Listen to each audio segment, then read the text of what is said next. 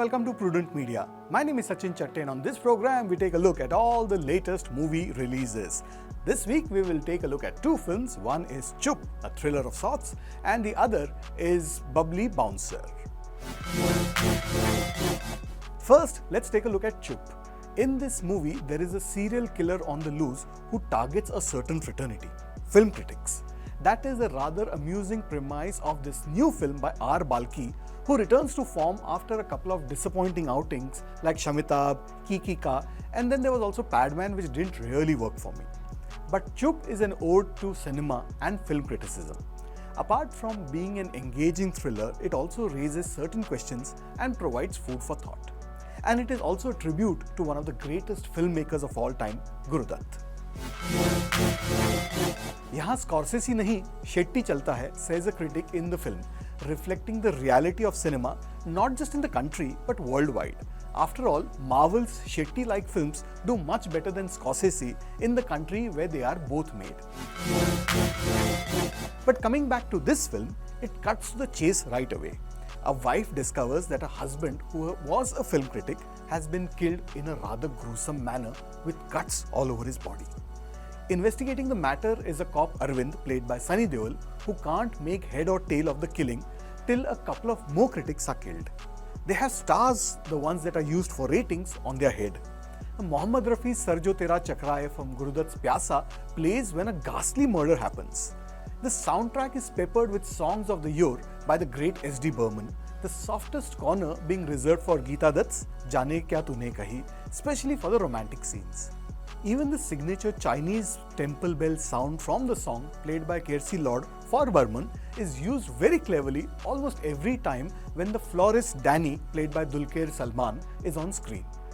Danny is a rather curious character who often talks to himself and drinks 2 cups of tea at the same time with either hand.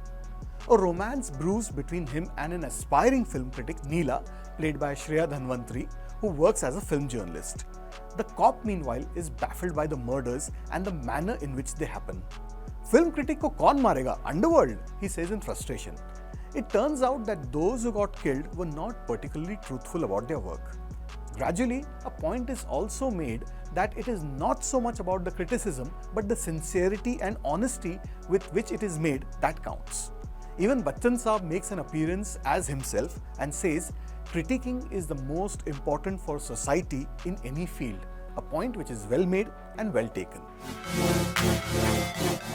Balki and his co-writers Rishi Virmani and Raja Sen make comments without getting too preachy. The point that they want to make is fairly seamless. Raja Sen, a film critic himself, also makes a Hitchcock-like appearance, except that he is seen thrice briefly.